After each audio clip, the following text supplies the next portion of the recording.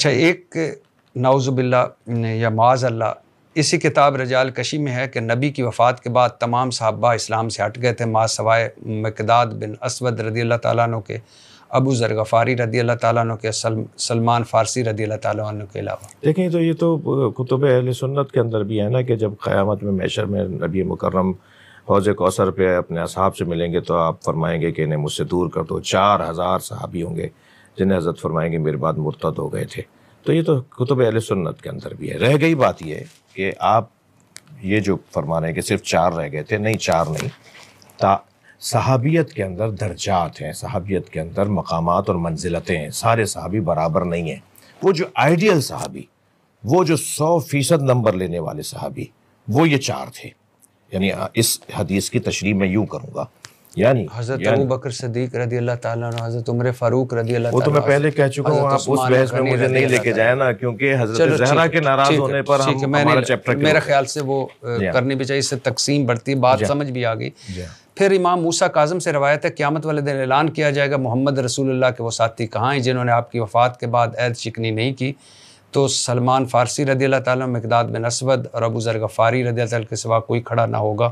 میں پھر آپ کیفیت دیکھیں، میں پھر نعوذ باللہ میں نہیں، ہم ہرگز یہ نہیں کہہ رہے کہ ان 4 صحابہ کے علاوہ کوئی صحابی نہیں رہا، نہیں، صحابیت میں مقامات اور منزلتیں اور درجے ہیں۔ پہلی لائن میں بیٹھنے والا یقیناً طالب علم اور آخری لائن میں کلاس میں بیٹھنے والا برابر نہیں ہے، دونوں کلاس میں ضرور ہیں، دونوں شاگرد ضرور ہیں۔ بڑا واضح لکھا ہوا ہے کہ وہ ساتھی کہاں ہیں جنہوں نے عہد شکنی نہیں کی۔ تو عہد شکنی تو ہوئی نا، یہ بھی وہی موضوع ہے جس کو آپ آگے بڑھاتے ہیں۔ میں پھر آگے نہیں بڑھانا چاہتا کیونکہ میرا مقصد جوڑنا ہے، میرا بھی یہی ہے اور آپ کا بھی یہی ہے، بات آپ تک پہنچ گئی ہے۔ باقی امام باقر ایک دفعہ زرارہ نے، یہ زرارہ کی دوبارہ زرارہ بن آیون، ایک دفعہ زرارہ نے امام سے عمال گورنروں کے دیے ہوئے عطیوں سے متعلق پوچھا تو آپ نے فرمایا کوئی مذائقہ نہیں۔ پھر جب زرارہ چلے گئے تو فرمایا میں نے تو یہ سوچ کر کہ کہیں وہ ہشام بن عبد المالک اموی خلیفہ کو مخبری نہ کر دے، اس لیے یہ کہا تھا، ورنہ حقیقت میں ان عطیوں کو حرام سمجھتا ہوں۔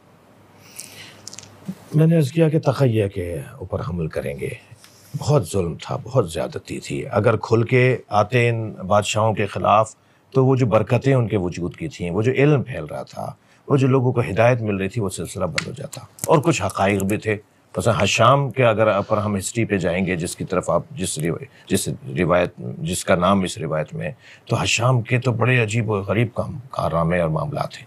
تو اگر اس بادشاہ، یعنی میں آپ سے کیا عرض کروں کہ ابو جعفر منصور دوانقی جس نے امام جعفر صادق علیہ السلام کو زہر دیا، یعنی اس کے سامنے امام کے خاص صحابہ، خاص افراد، خاص شاگرد اس کے سامنے بات نہیں کر پاتے تھے۔ جان کا مسئلہ ہے، آبرو کا مسئلہ ہے۔ اچھا، پھر امام نے بھی کہا ہوا ہے کہ اپنی جان، اپنی آبرو چھوٹی چیزوں پہ قربان نہیں کرو، کرنی ہے تو بڑی چیزوں پہ قربان کرو۔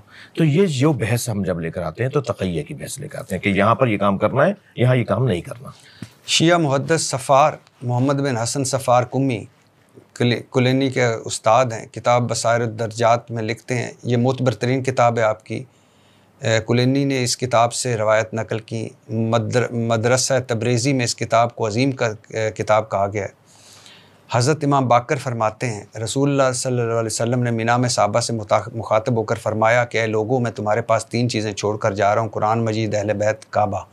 یہ اللہ کی طرف سے مقدس شعار ہیں، تم ان کی حفاظت کرنا، مگر افسوس انہوں نے قرآن میں تبدیلی کر دی، نعوذ باللہ، کعبہ کو منہدم کر دیا اور اہل بیت کو قتل کر ڈالا۔ قرآن میں تبدیلی کرنے سے مراد تحریف قرآن نہیں ہے، قرآن میں تبدیلی سے مراد ہے اس کے احکامات کو نہیں مانا، اس کے فیصلوں کو نہیں مانا۔